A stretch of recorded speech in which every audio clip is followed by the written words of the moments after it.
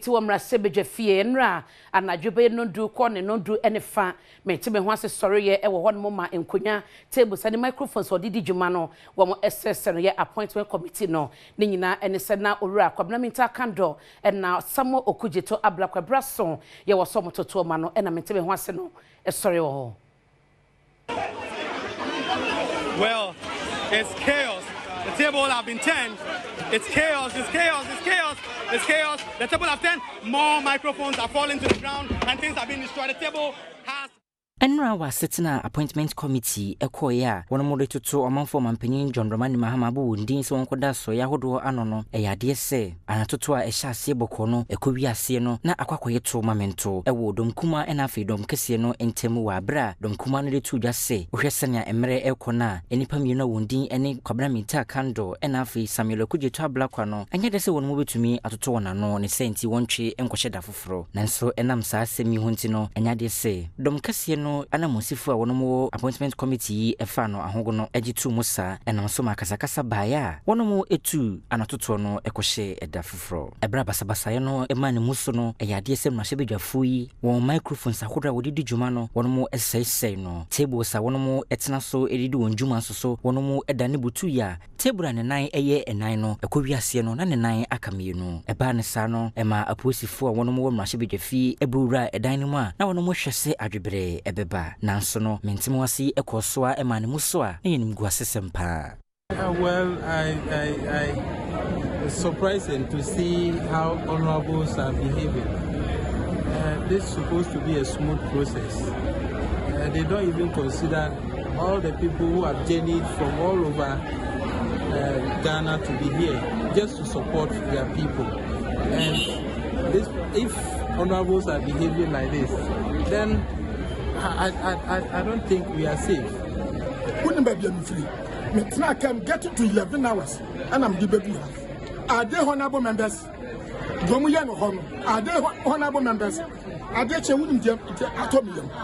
And I was Minister Yeti. Nani Papa come for. Am I here for the baby? Yeah, you feel to have a hello. Why do you let it? If they want to be called honorables, they should behave. You can't spend 3 hours questioning one person and say that I'm tired, so we have closed. Who is that? It's Ghana for him. You have been power for 8 years. You did all that you can. You are in opposition for only 1 month and you are crying. Then you will die. Na yegusua ejina emra sebeje fie nra de esi ye ne na no peyi esan ema ne ho so biem ni nyina ne se edronkumo ne de sobo ebo eye atretrefo yo mo mra sebeje fie se wo mo asese ensiemu wo bra wo mo edronkumo no emu akandefo ni emu eye members ni nyina no na wo mo enim ho hwe.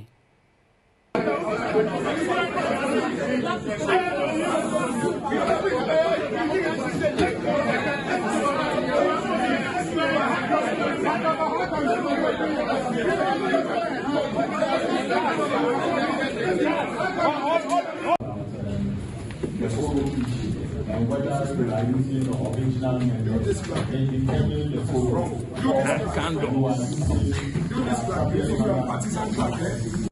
See, if the clap committee, if the clap to the committee thinks that she's here to do NDC business, she will see how to if the clap to parliament. Please, let's go back. Please. It's a shame on you. You this man, it's a shame on you. Move down close. If you want to destroy parliament, we will not spare you. Move down close. Come on. You this clap. We all agree. We are not against your government. We are not against your government.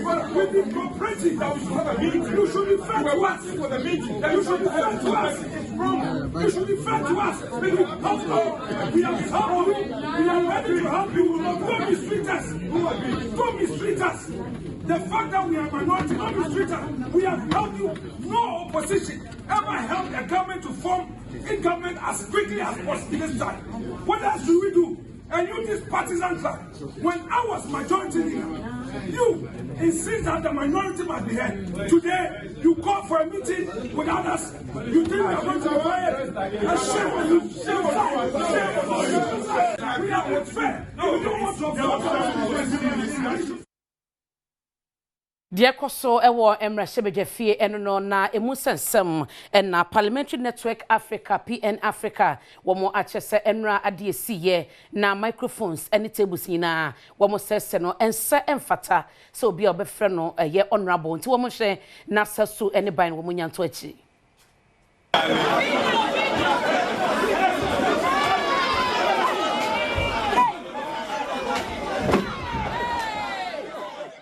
Parliamentary Network Africa eni akasa etia endra anajo basabasaye sorry ewo appointment committee for assetina wabra na esese wonomo etoto okujetu ablakwa ena afi kwabna minta akando anoa edom kuma ne yese wonomo entiasia enam so ema nema eseseye wasansemi hono Parliamentary Network Africa echirimudia we eye enimgu asesempa omanfa wonomo free won se wonomo eye honorable de we eye dishonorable edema wonomo ekuyi echirimudia be tese Ghana Emrashibejefia pepepeye ene akuntabu enafi adwebere sese eba no ade we si amane muso ne de eyade se egu wo ho fimpa etese wo hwe no pe ho asem eka we na eku no ekyerese enimgu asesema enra esiye no ama Ghana manfo nyina enigidie bia ewo Emrashibejefia no mu se wono betimu di wonani ato wonso se obeyi bibi ede ama wono mo eku no san ntujo won nkrata ne mu se Ghana Emrashibejefia eye bia ya esese won suban edadi ewo nwumedi a wodie nyina emu esanse omamu ni nyina ena afie manfoforo soso etimi hwe wono mu esua won wasansemi hono eku no esan bunkompo ekokohwe basabasaye entokwane mentemo ase a esoriye ewo 8th parliament no mu wabra wono moto aba edi eyi chiamehene edema sa efie eno eku no de tuja se ebra sa ade no esiye emfie etwam no wono motwere enkrata koma mrashibedwafo se wono monhwe no wompe asem no pomasibre no wono mo esese wotwe wona so no wonhwe wona so nanso no enya de sempanyimfo esi ginaye bia edifa sa ade no eho wasansemi huntuno ekuno esre chiamehene mamrashibedwafie abansuma na Kingsford Bagben se enemanimu ya wonfa ne nan ensifom na omanfo a woyesa enimgu asesem endra anajo no wonomo entwe wona so sene ese na efata nemfanya esiade emfama afoforo enso